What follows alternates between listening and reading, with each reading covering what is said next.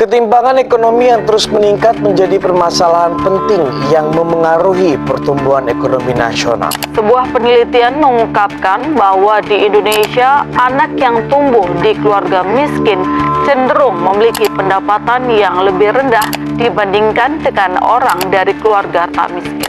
Berdasarkan data Oxfam, kekayaan kolektif 4 orang terkaya di Indonesia senilai 25 miliar dolar Amerika setara dengan kekayaan 100 juta orang termiskin. Apa itu ketimpangan ekonomi?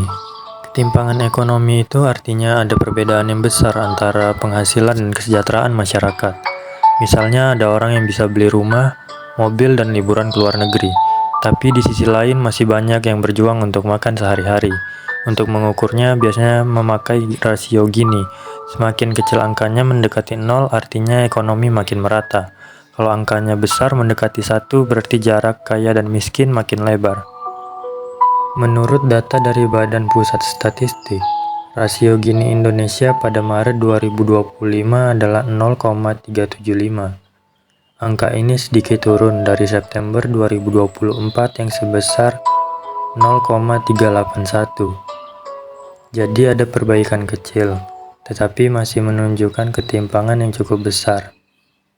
Jika dilihat lebih detail, di kota rasio Gini sekitar 0,395, artinya ketimpangan di kota masih tinggi. Sedangkan di desa, angkanya 0,299, sedikit lebih merata karena penghasilan di desa cenderung sama rata, meskipun lebih rendah. Selain itu, kelompok masyarakat 40% terbawah hanya menguasai sekitar 18% pengeluaran nasional. Artinya, sebagian besar uang dan belanja di Indonesia masih dikuasai oleh kelompok menengah atas.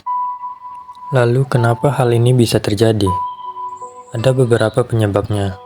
Yang pertama, pusat ekonomi masih terkonsentrasi di kota besar, seperti Jakarta dan Jawa. Daerah lain belum mendapat kesempatan yang sama untuk berkembang.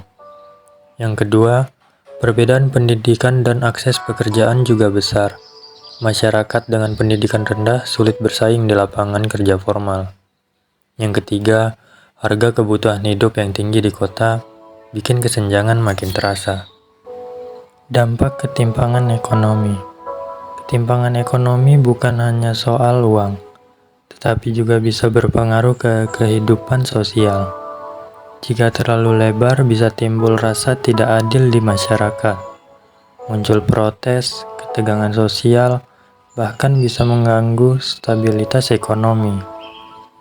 Selain itu, ketimpangan ekonomi yang tinggi membuat pertumbuhan ekonomi jadi tidak maksimal, karena banyak masyarakat yang tidak punya daya beli atau akses pendidikan yang cukup. Ada beberapa solusi yang dapat dilakukan pemerintah untuk mengurangi ketimpangan ekonomi. Pemerintah perlu memperluas lapangan kerja dan investasi di luar Jawa, agar ekonomi daerah ikut maju. Pendidikan dan pelatihan kerja harus lebih merata, agar semua orang punya peluang yang sama. Bantuan sosial dan program pengentasan kemiskinan harus tepat sasaran, bukan hanya angka di atas kertas.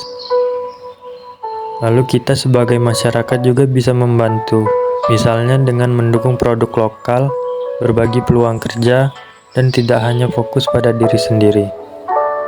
Jadi, kesimpulannya, Indonesia memang sedang tumbuh, tapi belum semua bisa ikut menikmati hasilnya. Selama ketimpangan ekonomi masih besar, pekerjaan kita belum selesai. Semoga dengan kerjasama antara pemerintah, swasta, dan masyarakat, ekonomi Indonesia bisa tumbuh lebih adil dan merata.